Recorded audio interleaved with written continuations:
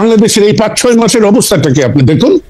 না, সেজন্য তো আওয়ামী লীগ দায়ী, সেজন্য তো আওয়ামী লীগ দায়ী, সেজন্য তো আওয়ামী লীগের 15 বছরের দুঃশাসন দায়ী, প্রতিষ্ঠানগুলিকে ধ্বংস করা হয়েছে, পুলিশ, সেটা বলছি, পুলিশ আমলাতন্ত্র স্বীকার।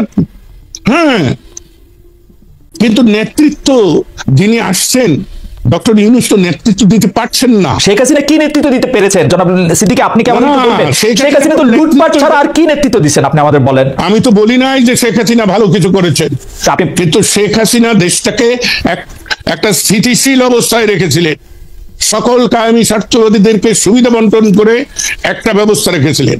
এইখানেই তো আমার প্রশ্ন, যে 5ই আগস্টকে যারা বলেন বিপ্লব অভ্যুত্থান, আমি বলি না, এটা বিস্ফোরণ। বিস্ফোরণ যদি না হবে, আপনি বলুন 5ই আগস্ট 5টার সময় গণভবন ধ্বংস করলেন, জাতীয় সংসদ ধ্বংস করে, যাদের নেতৃত্বে তারা সুরসুর করে ক্যান্টনমেন্টে গেলেন কেন? সেনা প্রধান ডাকলেন আর চলে গেলেন সবাই। না, এটা খুবই পার্টিনেন্ট কোশ্চেন, কিন্তু আমরা একটু আগে থেকে আসতে চাই লতিফ ভাই, আমরা আপনাকে তো আর সবসময় পাই না। আপনি বলেছেন যে শেখ হাসিনা বাংলাদেশকে স্থিতিশীল অবস্থায় এনেছিলেন। আপনি কোন স্থিতিশীলতার কথা বলতেছেন এটা একটু বলবেন? আমাদের রাজনৈতিকটা ছিল অস্থিতিশীল, 3টা ইলেকশন হইতে পারে নাই।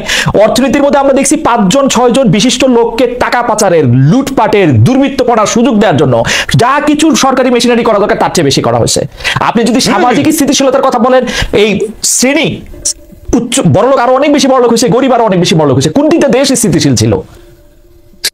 ভাই রে, আপনি তো বলছেন, আমরা তো, আমি যদি বলি দুইটা সামরিক শাসন, এটার দুটি সামরিক শাসন যদি না আসতো, একটা গণতান্ত্রিক পরিবেশ যদি বিরাজ করতো, ৭৫ যদি জাতি রাষ্ট্রের পিতা বঙ্গবন্ধু শেখ মুজিবুর রহমানকে হত্যা করা না হতো, তাহলে আজকের অবস্থা সৃষ্টি হতো কিনা তাতে আমার সন্দেহ আছে।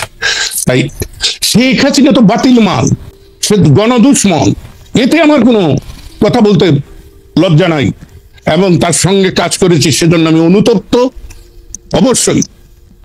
কিন্তু আমি ইতিহাস তো স্বীকার করবো না, আমি ইতিহাসকে বিকৃত করবো না। অনেকেই তো আওয়ামী লীগ করেছেন। জি, হ্যাঁ, জি। আওয়ামী লীগের মতো দল, আচ্ছা আমি একটা অন্য প্রশ্ন করি লতিফ ভাই, আওয়ামী লীগের মতো একটা দল যে এখন মুখ দেখাতে পারতেছে না, আওয়ামী লীগ যারা সর্বশেষ করছে, আপনি বিশ্বাস করবেন না, আমি যারা বিদেশেও রয়েছে তাদের কাছে বারবার বলতেছে আপনারা এসে আপনাদের কথা বলেন, তারা এইখানেও মুখ দেখাতে পারতেছে না, যেটা একটা ভালো জায়গা ছাড়া, দেশে তো দূরে থাক। এই অবস্থাটা কি আপনি ভাবছিলেন যে এরকম হইতে পারে? আপনি ওই যে আবার বলি, আপনার বাজেট বক্তৃতা, রাইট? না, বাজেট বক্তৃতা না, 16 সালে যখন আমি পদত্যাগ করি সেই বক্তৃতাটা তো আমি এই কথা বলেছিলাম। আমি ওই পেট্রিয়ট কবিতা হোয়াটসঅ্যাপে, রাইট, সেই কবিতাটা আমি ভালো করে ধারণ করি জীবনে। তাই বিজয়ী বীর দেশপ্রেমিক ফুলের মালা নিয়ে আসে, যদি ব্যর্থ হয়, জনস্বার্থ বিরোধী কাজে লিপ্ত হয়, তাহলে জুতার মালা দিয়ে যেতে হয়, রাইট। আমি কালকে শেখ হাসিনাকে সমর্থন করেছি বলেই আজকে করব এ কথা তো আমি বলছি না। কিন্তু আপনি যেটা বললেন যে মুখ দেখায় কি করে, আপনি এখনো জানেন না এই বাংলাদেশে আওয়ামী লীগের এমন সমর্থক আছে তারা এখনো শেখ হাসিনাকে নিয়ে স্বপ্ন দেখে, যারা আমাকে ভয় দেখায় যে আপনি যে শেখ হাসিনার বিরুদ্ধে বলেন ভবিষ্যৎ কি হবো। আমি যে 87 বছরের একজন বৃদ্ধের ভবিষ্যৎ আর কত। অ্যাবসলিউটলি।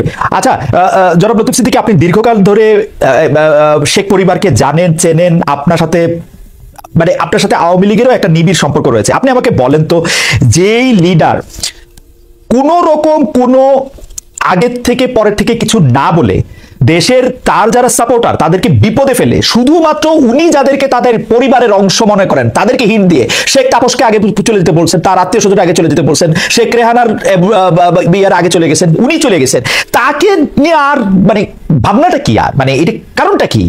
আমার তো মানে আওয়ামী লীগের থেকে দাবি তোলা হচ্ছে শেখ হাসিনার শাস্তির ব্যাপারে। আপনি এটাতে কিভাবে দেখেন? মানে এটা কিরকম, এটা কি উল্টা কথা হইতেছে না যে আপনি তাকে নিয়ে স্বপ্ন দেখতেছে আওয়ামী লীগের লোকজন? তিনি তো সব জানতেন।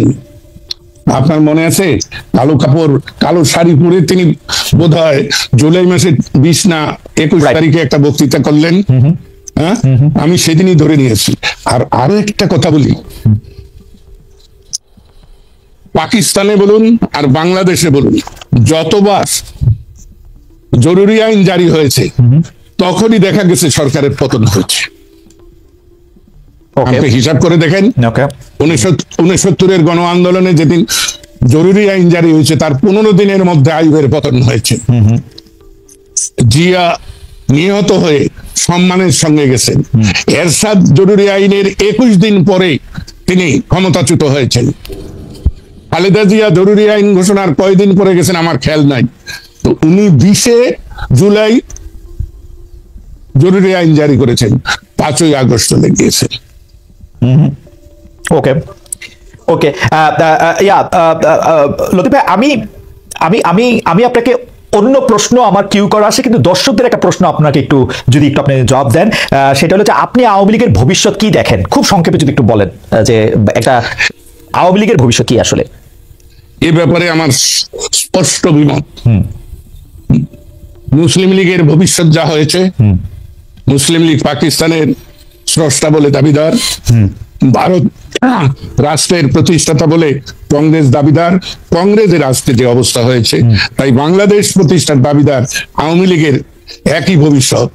কারণ তার প্রয়োজন ফুরিয়ে গিয়েছে। Okay. যেমন আমার কিন্তু প্রয়োজন ফুরিয়ে গিয়েছে। আমি যতই চেষ্টা করি 50 বছর বয়সে যা পেরেছি আজকে তা পারবো না। আমাকে নতুনদেরকে জায়গা ছেড়ে দিতে হবে। ওকে, আমি একটু সামারাইজ করি আমাদের দর্শকদের জন্য, correct me if I am wrong mister Siddiqui, যে আওয়ামী লীগের ভবিষ্যৎ মুসলিম লীগের মতোই আপনি দেখছেন, কারণ এটা হচ্ছে যে মুসলিম লীগ পাকিস্তান প্রতিষ্ঠা করলো বা আওয়ামী লীগ বাংলাদেশ প্রতিষ্ঠার সঙ্গে জড়িত থাকলো, তার প্রয়োজন এখন ফুরিয়ে গেছে এবং নতুনদের কাছে জায়গা ছেড়ে দিতে হবে। আপনি কি আর কোনো কিছু যোগ করবেন এইটার সঙ্গে, কারণ এটা একটা স্পেসিফিক প্রশ্ন অনেকের, আপনি যদি আর কোনো কিছু যোগ করেন ভবিষ্যৎ। যোগটা হলো সময়ের দাবিতে আওয়ামী লীগের প্রয়োজন নাই, তারপরেও আওয়ামী লীগ যে দুর্নীতি, দুরাচার, গুম, হত্যা, বিনা বিচারে মানুষকে অত্যাচার করেছে, বাক স্বাধীনতা হরণ করেছিল, এটা তো তাদের একটা পাপ। ওকে, আর সবচেয়ে লজ্জার এবং